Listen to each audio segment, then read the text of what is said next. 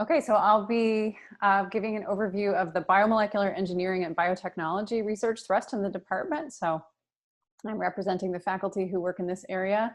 And I hope for any of these faculty or any of the ones that you've seen so far, if you're interested in their research, I hope you consider jotting down their name and reaching out to them. Send them an email, absolutely let them know that you're potentially interested in their research and that you want to learn more. So I'm going to go through various faculty labs in this area. So I'm going to start with the lab of Professor Adams and just give a brief overview. So in the Adams lab, they are combining stem cell biology and engineering for various applications such as biomarker development and cell sorting. I have a video here from their lab. So this is using something called dielectrophoresis in order to induce cell movement by using spatially non-uniform electric fields. So here they're changing the frequency of this electric field to localize and characterize red blood cells for applications like blood typing. And I have some pictures of people in the lab. And so here are some students, UFun and Destiny, who are doing these kinds of experiments, and a recent lab picture of the Adams lab at the top.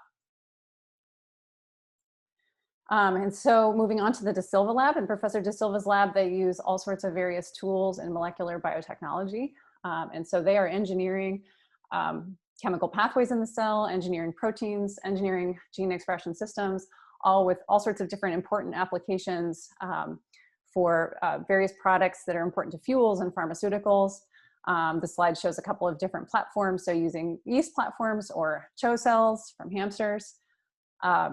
And highlights just one of many, many current projects. And I have a relatively recent photo from the De Silva lab as well. Next is the lab of Professor Han Lee. So the Lee lab specializes in metabolic engineering and synthetic biology. As you can see nicely on this diagram here, what they're doing is they're engineering biological systems to effectively recycle CO2. Engineering microbes to manufacture, again, very important chemical products, fuels and chemicals. And they have done some fun stuff. This is a recent photo from graduate students in the Lee lab and Professor Lee in a news feature about some of their recent research. And their graduate students have also spearheaded some really exciting high school outreach programs. And that's a picture down here at the bottom, if you can see my cursor in the bottom corner here of some of their high school outreach programs that they've done in the community. This is my own lab, the Reed lab. And so mine is a little bit different in the sense that I don't have a lab. Actually, we do all computation and theory.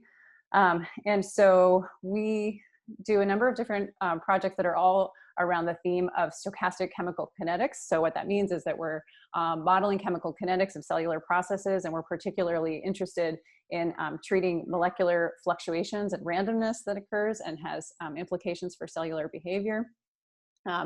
And so just these diagrams here represent some kinetic models that we're using to work on an epigenetics project with a collaborator in biomedical engineering, where we're interested in characterizing epigenetic variations across the genome.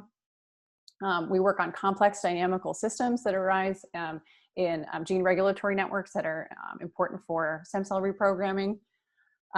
And the last diagram here represents some of our newer areas where we're moving into more of a data science direction. We're trying to combine chemical kinetics theory from the ground up, but combine this also with some data science tools from the top down to be able to really harness the opportunities that are present in huge data sets that are coming out of sort of omic data sets. This one represents single cell transcriptomic data, as it's known. So those are some of the areas that we work in. For some pictures of my lab, this is what we looked like in 2019. This is unfortunately what we've looked like for most of 2020. We've been meeting each other on Zoom recently, and so here's how we look these days. So that's my lab. Our newest faculty member is named Quinton Smith, and he's not here yet, but he's going to be joining the faculty in 2021, which means that he's going to be recruiting new students this coming year and growing his laboratory. So the Smith lab is also going to be working in the area of stem cell engineering, and in particular using a variety of different engineering tools, specifically focusing on the role of mechanics, so mechanical cues on stem cell differentiation, lineage specification and maturation in order to build multicellular regenerative tissues. So There's a lot of really cool images on this slide having to do with gastroloids and organoids, all these sort of in vitro model systems that are have incredible potential.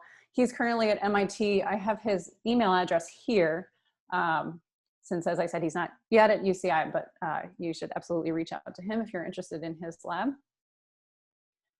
And finally, we have the lab of Professor Wang, bio-inspired nanomaterials for medical applications. And you've already seen this slide because her research area very clearly also crosses over into more of the materials side. And so Professor Ardonia presented a little bit about her work, but again, biomimetic materials, fabrication, nanostructure and physical chemical properties, some of the really exciting applications that they work in, including cancer immunotherapy and vaccines. So very cool projects there.